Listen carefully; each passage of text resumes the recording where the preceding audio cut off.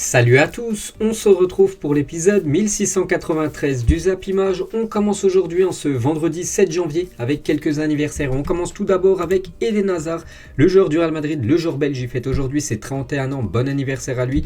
Il y a aussi Yann Oblak, le gardien de l'Atlético Madrid, qui fête aujourd'hui ses 29 ans. Clément Grenier, l'ancien joueur de l'OL, il fête aujourd'hui ses 31 ans.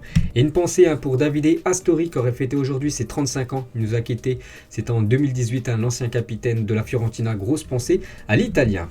Ensuite, on ouvre la page Serie A car hier, jeudi, il y avait une journée dans ce championnat italien et on commence avec cette belle affiche. L'AC Milan contre l'équipe de l'AS Roma et c'est Milan qui s'est imposé 3-1 contre cette équipe de l'AS Roma. Donc Giroud, Messias et Léo, buteur côté AC Milan. Donc l'AC Milan garde le cap, bien sûr, toujours très bien classé. Ils sont actuellement deuxième du classement. Et Giroud inscrit le premier but de l'année pour l'AC Milan. Donc félicitations à lui. Donc il n'est pas tout le temps titulaire du côté de l'AC Milan. Donc hier il a commencé titulaire et il a répondu présent. C'est lui qui ouvre le score dans ce match. Donc c'est déjà son 5e but depuis qu'il a rejoint l'Italie. Donc un bilan correct pour Giroud. Après je ne sais pas si ça va suffire. Voilà, pour être convoqué, pour jouer à la Coupe du Monde avec l'équipe de France. Après, bien sûr, Deschamps fera son choix. Un autre Français a été bon, c'est le gardien Mike Maignan, le gardien français. Donc Mike Maignan est en train de sortir un match de fou furieux face à l'AS Roma. Grosse prestation de l'ancien Lillois, vraiment très bon gardien, bien sûr, Mike Maignan, certainement lui le futur gardien, bien sûr, de l'équipe de France, bien sûr, au poste de numéro 1. Et Théo Hernandez, un autre Français, donc il a été capitaine hier, donc c'est la première fois qu'il est capitaine du côté de l'AC Milan, donc félicitations à Théo Hernandez. Et lui aussi, les gars, un ancien joueur du côté de la Ligue 1, du côté de Lille, c'est Raphaël Leao, et de retour de blessure après un mois sans jouer. Leao a marqué hier soir face à l'AS Roma, moins de 20 minutes après être entré en cours de jeu, donc félicitations à lui. Une petite info concernant Zlatan Ibrahimovic, donc il a tenté un penalty à la 94e minute, loupé son penalty. C'est vrai que Zlatan avec les penalties, c'est pas ouf, la preuve, Zlatan a raté 5 de ses 7 derniers penalties qu'il a tirés, donc il n'arrive plus du tout à marquer des buts sur penalty, l'attaquant suédois. Une photo de José Mourinho, un dépité déçu, on peut le voir, voilà, regardez sa tête, bien sûr, Mourinho, un entraîneur de l'AS Roma, il a dit l'arbitre et la VAR ont été mauvais, le premier penalty. On ne voit même pas Abraham toucher le ballon. Le dernier penalty accordé à Milan, c'est le même que sur Zaniolo et Abraham. On veut de l'uniformité. Donc voilà ce que dit Mourinho, qui se plaint surtout par rapport à l'arbitrage. Pour lui, il a été mauvais hier lors de ce match AC Milan-AS Roma. Et buteur côté Roma, c'est Tammy Abraham, l'anglais. Donc permet à l'AS Roma de revenir à 2-1. Bon bref, ils ont perdu 3-1. Mais grâce à son 8e but de la saison en championnat cette saison, ils sont 5e but en 5 matchs de rang. Donc sur ces 5 derniers matchs, 5 buts pour Abraham, qui est en grande forme actuellement du côté de l'AS Roma. Et pour finir sur ce match convoqué pour la première fois en équipe A, donc hier soir contre l'AS Roma, Lapo Nava, un jeune joueur de 17 ans, est rentré chez lui en prenant le tramway, tel un jeune supporter. Bien sûr, il n'a toujours pas le permis, donc il est rentré comme n'importe quelle personne en tramway, bien sûr, chez lui. Voilà une petite info concernant ce joueur, un nom à surveiller, Lapo Nava. Un autre match, une belle affiche aussi, il y avait la Juventus contre l'équipe de Naples. Score final 1-1, la Juventus s'est fait peur parce qu'elle perdait 1-0. Mais grâce à Federico Chiesa, lui aussi, il revient de blessure. Il a déjà été décisif, ce joueur italien. Donc il revient de blessure, il n'a pas joué depuis 1 mois et demi. Mais Federico plutôt. Chiesa permet à la Juventus de revenir à 1-1. Donc voilà, c'est le score final de cette rencontre. Et toujours sur ce match, il y a eu encore des problèmes de racisme. Moiskin aurait été la cible de cris racistes lors de Juventus-Naples. Le sujet n'a pour le moment suscité aucune réaction des entraîneurs, des joueurs du match ni des clubs. Donc encore des problèmes de racisme du côté de l'Italie. Ça fait quand même beaucoup, souvent les gars, j'en parle. Il y avait un match spectaculaire hier du côté de la Lazio, donc Lazio de Rome contre l'équipe de Empoli. Score final 3-2, regardez ce scénario de fou. De complètement fou. Donc à la 8e minute, il y avait déjà 2-0 pour l'Empoli. Donc la Lazio est revenue à 2-2. Empoli marque le but du 3-2. La Lazio pensait égaliser 3-3, mais du coup la VAR annule le but. La Lazio loupe un pénalty à la 87e minute, mais la Lazio arrache le point du match nul à la 93e minute grâce à Milinkovic-Savic. Donc la Lazio a déjà pris 13 points pour avoir été menée au score cette saison. Donc un match complètement fou, ce Lazio. Empoli hier. Et Ciro Immobile, buteur côté Lazio. Donc 14e but de la saison en championnat pour Ciro Immobile. On repart sur de bonnes bases pour la nouvelle année, bien sûr. Donc en Serie A, depuis le début de la saison 2019-2020, c'est 88 matchs et 70 buts à une machine à but, l'attaquant italien. Il y avait aussi Sassuolo contre le Renoir, score final 1 partout entre ces deux équipes. Il y avait aussi la Spezia contre Hellas Vérone. C'est Hellas Vérone qui s'est imposé 2-1 du côté de la Spezia. La Sampdoria de Gênes s'est inclinée 2-1 contre l'équipe de Cagliari. Et donc voilà, c'est les seuls matchs qui ont été joués hier. Une petite info concernant l'Inter qui n'a pas joué son match, mais on peut féliciter Simone Inzaghi, le coach de l'Inter, qui a été élu meilleur entraîneur du mois de décembre du côté de l'Italie. Et du coup, regardez les résultats de cette 20e journée de Serie A. Donc pour ceux qui ont suivi l'épisode hier, j'avais dit qu'il allait certainement avoir beaucoup de matchs qui allaient être reportés. La preuve, Bologne-Inter, Atalanta-Torino, Salernitana, Venise et Fiorentina, Udinese ont été reportés. Une date ultérieure, bien sûr, à cause du Covid. Et du coup, un petit coup d'œil au classement. Donc un classement pas mis à jour, vu qu'il y a beaucoup de... Enfin, toutes les équipes ne sont pas au même nombre de matchs. Donc l'Inter est en première position à 19 matchs, mais 46 points. Un point de plus que l'AC Milan. Mais l'AC Milan a un match de plus que l'Inter. Donc on peut voir que Naples 3e, la Juventus par exemple 5e actuellement de ce championnat italien. Et à partir de maintenant, c'est une équipe de Serie A 13 joueurs dont un gardien né avant le 31 décembre 2003 à disposition. Elle perdra 3-0 par forfait si elle ne vient pas au stade. Le protocole vient d'être voté. Donc voilà une petite info de plus. Concernant ce championnat italien, on passe en Espagne. Il n'y avait pas de championnat de la Coupe du Roi et on commence avec la belle victoire de l'Atlético Madrid 5-0 du côté de Rayo Majadahonda. Donc c'est une équipe de 3e division espagnole, donc parfait pour cette équipe de l'Atlético. On peut voir les buteurs et à noter que l'attaquant français Antoine Griezmann, buteur avec l'Atlético Madrid hier. Donc il est rentré en cours de jeu, il est entré à peu près vers la 60e minute, donc quelques minutes après il a marqué. Mais coup dur pour le français, après parce qu'il est sorti en larmes hier en fin de match, visiblement blessé à la cuisse. Cette cuisse, vous l'avez déjà été blessé dans le passé. Donc le tweet du club qui annonce que Griezmann souffre d'une gêne à la cuisse droite, les médecins du club disent en gros que c'est une rechute. Voilà, donc il était déjà blessé, il a rejoué et il s'est reblessé à cette même cuisse. Donc courage bien sûr Antoine Griezmann, espérant qu'il revienne très très fort. Bien sûr, on a besoin de lui pour la Coupe du Monde en fin d'année avec l'équipe de France. Il y avait aussi Séville qui jouait contre une équipe aussi de 3e division espagnole sans souci. Séville s'est imposé 2-0. Koundé, buteur, le défenseur français, donc parfait à Séville. Une petite surprise parce que Villarreal a toujours qualifié quand même en Ligue des Champions. Ils se sont fait sortir de la Coupe du Roi contre Gijón. Donc c'est une équipe de 2e division espagnole. Donc coup dur pour cette équipe du sous-marin jaune. Cette équipe de Villarreal, on peut voir sinon tous les autres résultats. Voilà, hier sur le territoire espagnol, on peut voir les qualifiés pour ces 8e de finale. Toutes les grosses équipes sont là, comme le FC Séville, le Betis Séville, le Real Madrid ou même bien sûr le FC Barcelone. Le tirage au sort pour le football espagnol, donc à 11h, donc ça a déjà été effectué, ça a été le tirage de la Copa des Reines, de la Reine, donc en gros le foot féminin.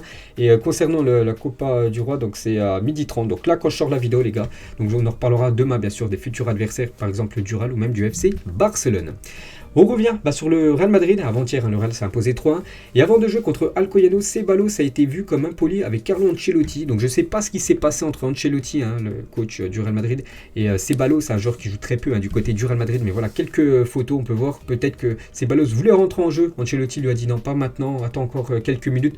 Donc il l'a mal pris un peu. Ceballos, il a levé la main, il a dit, voilà, je ne sais pas en gros ce qu'il a dit, mais bon, il y avait un petit peu d'incompréhension, bien sûr, entre le coach italien et le joueur espagnol. Et Ancelotti est convaincu que Ceballos peut apporter beaucoup à l'équipe dans cette deuxième partie de saison où tous les titres seront joués, où la charge de match et les exigences du calendrier seront maximales, bien sûr. Voilà, la Ligue des Champions, la Coupe du Roi, la Liga, ça fait beaucoup, la Super Coupe aussi d'Espagne.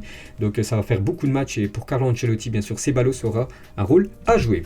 Toujours avec Ancelotti, Eden Hazard doit être plus efficace et confiant devant le but. Il doit également reprendre confiance dans les duels car il a cette qualité. J'espère qu'il sera bientôt de retour à son niveau. Donc je ne sais pas si vous avez vu le match Alcoyano Real Madrid. Eden Hazard a déçu dans ce match vraiment très très décevant pour ce joueur qui fête son anniversaire aujourd'hui. Je vous ai dit 31 ans. Et hier, tout au long du match, donc avant-hier, les fans d'Alcoyano se sont moqués d'Eden Hazard en scandant « Chubi Hazard, tu avales tes pochicos ». Donc en gros, c'est un gâteau. En gros, ils se sont moqués du physique d'Eden Hazard. Donc ça, c'est moyen quand même de la part des supporters de Alcoyano. Donc voilà, toujours critiquer, moquer, on peut dire, Eden Hazard du côté de l'Espagne. C'est vrai qu'Eden Hazard... Donc en 2018, sa valeur c'était à peu près de 127 millions de livres, ce qui fait quasiment 140 millions d'euros, très cher. Et maintenant il coûterait seulement 25 millions de livres, Eden Hazard. C'est vrai que depuis 3-4 ans, il a eu beaucoup de blessures. Quand il joue, il est moyen. Et bien sûr, maintenant il coûte plus cher, on peut dire, le joueur belge. 15 ans au Real Madrid, légende, bien sûr, Marcelo, ça fait 15 ans. Aujourd'hui qu'il est du côté du Real Madrid, c'est peut-être sa dernière saison, ces derniers mois, parce qu'en fin de saison, voilà, en juin 2022, il ne sera plus sous contrat du côté du Real. Il a dit, depuis mon arrivée au club, il a déçu contre l'équipe de Alcoyano. Bon, après, il arrive en fin de carrière. N'oubliez pas, il a fait quand même une magnifique carrière, bien sûr, le joueur brésilien. Depuis mon arrivée au club, j'ai toujours donné le meilleur de moi-même et je continuerai jusqu'à la fin de mon contrat, peu importe si je joue plus ou moins. Je dois beaucoup à ce maillot, j'ai une histoire au club, une carrière réussie et je continuerai jusqu'au bout, jusqu'à la fin de son contrat. Il donnera tout pour le Real Madrid.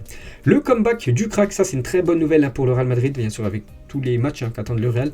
Donc c'est le comeback, le retour de Vini Junior. Et on peut voir qu'il fait la une du journal parce qu'il avait manqué les derniers matchs, il avait le Covid. Donc là il revient voilà, pour les prochains matchs. Et on peut voir qu'il fait la une journal Marca, accord avec Vini. Le Real Madrid et les agents de Vini Junior se sont mis d'accord en décembre pour parler de la prolongation de ce nouveau gros contrat à la fin de la saison.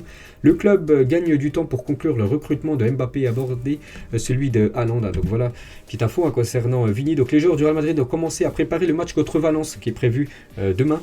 Benzema, Vini, Modric, Mendy et Courtois ont repris le travail collectif. Bale s'est exercé sur le terrain, l'écart du groupe Carvajal est resté dans le gymnase. Donc voilà quelques infos concernant cette équipe madrilène. On peut voir normalement la compo qui pourrait être alignée demain contre Valence. Donc Courtois bien sûr retrouve sa place de titulaire. Lui c'est vraiment, enfin c'était pour le match de Coupe du Roi. Mendy, Alaba, Militao, Lucas Vazquez côté droit, milieu de terrain. Bien sûr le trio indéboulonnable. Kroos, Casemiro, Modric et devant plutôt. Vini, bien sûr, en attaque. Hazard devrait commencer titulaire et Karim Benzema, bien sûr, lui aussi, de nouveau, devrait être dans le groupe. Et Hernandez sera l'arbitre de ce match Real Madrid-Valence prévu demain. Côté FC Barcelone, donc la une du Journal Sport aujourd'hui, Xavi insiste sur Morata. Pourtant hier j'avais dit que Allegri, donc l'entraîneur de cette équipe de la Juventus, ne voulait pas lâcher Morata. C'était trop une pièce importante du côté de l'équipe de la vieille dame. Mais Xavi insiste pour un numéro 9. Xavi pense qu'il est essentiel de faire venir un buteur cet hiver et il fait pression pour l'arrivée de l'attaquant de la Juventus, Morata, qui forcera son départ d'Italie si c'est une priorité. Mais le club a aussi d'autres alternatives comme Anthony Martial. Et le Barça veut Anthony Martial après l'échec dans le dossier Morata. Xavi veut un nouveau buteur. L'entourage de Martial a mis un stand-by tous les dossiers avec d'autres clubs pour laisser la priorité au Barça parce qu'il est pisté aussi par l'équipe de Séville. Et vraiment, si le Barça s'intéresse à lui il aimerait, bien sûr, déjà lui je vous l'avais dit, il veut quitter cette équipe de Manchester et pourquoi pas Martial du côté du FC Barcelone. Bien sûr, ça peut se faire et ça peut se faire avant le 31 janvier. Et toujours avec Xavi, donc il pourrait récupérer jusqu'à 9 joueurs contre Grenade. Donc le match est prévu demain aussi. Donc Ansu Fati, Pedri, Gavi, Memphis ou encore Abdé pour être dans le groupe du Barça demain contre cette équipe de Grenade. Et je vous l'avais dit hier, c'est bien officiel, Ronald Araujo s'est fracturé la main et sera indisponible plusieurs semaines. Il se fera opérer très prochainement pour se faire soigner. Et normalement, c'est aujourd'hui les gars, son opération. L'opération est prévue pour demain, donc c'est une info d'hier. Donc aujourd'hui les gars, ils devraient se faire opérer. Concernant Frenkie de Jong qui est sorti aussi blessé, donc Frenkie de Jong sera également indisponible ce week-end à cause d'une élongation. Donc ça c'est de gros coups durs que je vous ai dit hier côté FC Barcelone. Ces deux joueurs sont forfaits pour le match demain. J'en avais parlé hier. Hier, exactement, ça faisait 4 ans jour pour jour que Coutinho a signé du côté du FC Barcelone. Mais je ne vous avais pas montré son bilan. Donc depuis, il a fait 106 matchs du côté du Barça. C'est très peu quand même depuis 4 ans. 25 buts et seulement 14 passes décisives. C'est un flop total, surtout vu le montant qu'a déboursé le FC Barcelone. Plus de 160 millions d'euros pour s'offrir le milieu Blaugrana. Et le Barça finalise le prêt de Coutinho à Aston Villa. Il devrait aller du côté de Aston Villa. C'est éminent, on peut dire. Selon Mundo Deportivo, le Barça souhaiterait y inclure une option d'achat obligatoire, mais le club anglais s'y opposerait. Pour le moment, ce départ va permettre à Barcelone d'alléger sa masse salariale. Parce que je vous ai dit, c'est 440 000 euros par semaine le salaire de Philippe Coutinho, un énorme salaire. Et les Anglais pourraient prendre en charge 50 à 70% du salaire de Philippe Coutinho s'il venait en prêt du côté de Aston Villa. Donc c'est pour ça bien sûr que c'est parfait pour le FC Barcelone, avec en contrepartie une option d'achat peu élevée. Donc voilà les gars, c'est ce qui pourrait se faire concernant l'avenir de Coutinho, peut-être du côté de Aston Villa. Et n'oubliez pas, donc je vous l'avais dit, en 2018, ça fait déjà 4 ans qu'il est du côté du Barça. Donc le Barça l'avait acheté pour plus de 188 millions de dollars. Et avec cet argent, Liverpool l'avait investi sur Virgil van Dijk, 99 millions de dollars. Ils avaient investi sur Van Dijk. Et Baker, le gardien, 88 millions de dollars. Donc ce qui fait 188 millions quasiment, donc le prix. Enfin, la somme récupérée de Coutinho, et avec ces deux joueurs, donc Van Dijk et Alisson, ils ont gagné la Ligue des Champions une ou deux saisons plus tard. Joamni est élu joueur du mois de décembre en Liga 2021-2022. Félicitations à lui, le meilleur buteur espagnol cette saison, 12 buts. Il y a juste Karim Benzema qui a mis plus de buts que lui dans le championnat espagnol. Ce soir les gars, le Bayern joue son premier match pour cette nouvelle année 2022 et ils reçoivent l'équipe du Borussia Mönchengladbach. Et n'oubliez pas que Gladbach avait reçu l'équipe du Bayern. C'était en Coupe d'Allemagne, c'était déjà il y a quelques semaines. Et Gladbach s'est imposé 5-0. Donc la dernière fois, voilà. Donc là, c'est la revanche, bien sûr, pour le Bayern. Donc là, c'est du championnat ce soir. Il y a aussi un match de Ligue 1 ce soir. C'est l'équipe de Bordeaux qui reçoit l'OM. Et ça l'affiche mal en une du journal L'Équipe aujourd'hui. Rendez-vous attendu chaque année par les supporters. Le choc entre les Girondins et l'Olympique de Marseille. Pour avoir un goût de frelaté en raison des nombreuses absences des deux côtés dues au Covid-19. Mais surtout du côté de Bordeaux. Je vous l'avais dit dernier jour. Que Bordeaux voulait reporter ce match. La Ligue n'a pas voulu.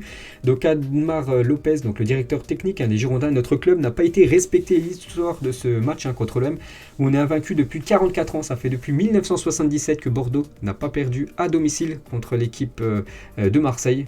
Et là, bien sûr, on va devoir jouer ce match avec beaucoup de joueurs remplaçants titulaires, vu qu'il y a beaucoup de joueurs cadres qui ont le Covid. Donc il n'est pas respecté. Le protocole parle de 11 cas en même temps. Mais nous, on en a eu 21 en 3 semaines. Donc Admar Lopez a admis dans la foulée que les Girondins de Bordeaux pourraient déclarer forfait, tout simplement, ce match ce soir. Donc pour l'instant, rien d'officiel. La décision sera prise dans les prochaines heures. Et la LFP rejette la demande de report des Girondins de Bordeaux pour Bordeaux-OM. Le match aura bien lieu ce soir. Et on peut voir que les supporters de l'OM ont interdiction de se déplacer à Bordeaux en raison des risques d'affrontement entre les supporters des deux côtés. Et Amin Harit, donc joueur marseillais, il a dit sur le fait d'affronter Bordeaux décimé par les cas de Covid-19. Ce n'est pas notre problème, on ira pour gagner, bien sûr, cette équipe marseillaise. Donc voilà ce qu'a dit bien sûr Amin Harit. Et c'est vrai que c'est plutôt surprenant que ce match, Bordeaux, la volonté de Bordeaux de reporter ce match n'a pas été acceptée par la Ligue. Parce que par exemple, ce match, la rencontre entre Lille et Lorient est reportée, une décision qui fait suite aux nombreux cas positifs donc Covid-19. À Lille 8 et à Lorient 12. Ce match était reporté. Bordeaux a fait la demande, mais Bordeaux, ça a été refusé. La même chose du côté de la Ligue 2. Caen, Niort, Dunkerque, Paris FC et Amiens, Ajaccio, tous ces matchs ont été reportés à cause du Covid. Mais voilà, ce Bordeaux-Marseille est maintenu. On va parler du Paris Saint-Germain. Henri Di Maria a été déclaré positif au Covid-19. Bon rétablissement à lui, bon rétablissement aussi à Julien Draxler. Lui aussi a été testé positif au Covid-19. Donc ces deux joueurs sont bien sûr forfaits pour le match contre Lyon après-demain. Concernant Messi, donc il a repris avec le Paris Saint-Germain ce jeudi. Enfin, il a repris l'entraînement. C'était hier. Il était bien au camp des loges, Léo Messi. Donc il s'est entraîné à part à 3 jours du choc face à l'équipe de Lyon. Donc le staff parisien espère que Léo Messi sera présent, bien sûr, face à Lyon après-demain. Cependant, aucun risque ne sera pris. La priorité reste bien sûr la Ligue des Champions pour le joueur argentin. Et toujours avec Léo Messi, Lionel Scaloni, donc le coach de l'Argentine, envisagerait de laisser au repos Léo Messi pour les échéances de fin janvier en éliminatoire de la Coupe du Monde 2022. Cela aurait lieu dans l'optique de laisser le Parisien au repos pour une meilleure récupération. Surtout que l'Argentine est déjà sûr d'être qualifié pour le futur mondial. Donc il y aura 2 matchs de l'Argentine fin janvier. Et du coup, Scaloni pourrait ne pas convoquer Léo Messi. Donc ça, c'est une bonne nouvelle, bien sûr, pour le Paris Saint-Germain. Surtout qu'après, il y a la Ligue des Champions mi-février. Donc ça, bien sûr, ce serait une très bonne nouvelle pour le PSG si Léo Messi ne rejoignait pas l'Argentine. En plus, pour jouer des matchs peu importants, comme j'ai dit, l'Argentine est déjà qualifiée. Concernant Sergio Ramos, qui devrait être apte à reprendre la compétition ce week-end face à l'équipe de Lyon, qui devrait être dans le groupe, Sergio Ramos, d'après les dernières infos, d'après le journal Le Parisien. Une grosse info, ça concerne Zinedine Zidane, qui sera le prochain entraîneur du Paris Saint-Germain. Donc Zidane sera le nouvel entraîneur du PSG au plus tard au mois de juin 2022, selon Daniel Riolo. Donc il a fait ses déclarations hier sur l'After Foot, sur RMC. Il n'est pas exclu que le technicien français dirige Mbappé au sein du club de la capitale. Donc c'est une sacrée bombe, comme quand on voit Daniel Riolo, que Zidane devrait être le futur entraîneur. Bon, ça, on espère quand même tous, bien sûr. Donc pas en cours de saison, plutôt en fin de saison. Voilà, il prendrait vraiment l'équipe parisienne pour une nouvelle saison, pas en plein milieu de la saison. Et on peut voir aussi que Kylian Mbappé pourrait potentiellement être encore joueur du Paris Saint-Germain la saison prochaine. Après, voilà, c'est Daniel Riolo qui a donné cette info. Pour l'instant, rien de sûr. Je ne sais pas, bien sûr, d'où viennent ses sources. Mais voilà, il a sorti ça. Maintenant, à voir, bien sûr. Et je suis sûr qu'un jour, bien sûr, Zizou sera entraîneur de cette équipe parisienne. Et on va parler de Mbappé pour vous montrer vraiment que Mbappé performe énormément du côté du PSG. Depuis le début de l'exercice 2021-2022, Mbappé a inscrit plus de buts à lui tout seul que Messi, Neymar, Di Maria et Icardi réunis. C'est incroyable. Mbappé, cette saison, c'est 18 buts. Et si on additionne à Messi, Neymar, Di Maria, Icardi, la même saison, c'est 17 buts, pour vous montrer bien sûr l'importance énorme de Kylian Mbappé du côté du Paris Saint-Germain. Jérôme Roten dit le PSG a raison de penser aux bons joueurs, pas de soucis, mais je pense qu'avant de penser à Paqueta, je l'avais dit hier que le PSG est intéressé, Leonardo a dit qu'il est intéressé par Lucas Paqueta, le joueur de Lyonnais. Il faut penser à autre chose, je pense quand il dit ça, il faut penser à autre chose. Je pense que le PSG doit penser surtout à prolonger bien sûr Kylian Mbappé. Bon, on sait quoi là, c'est très compliqué.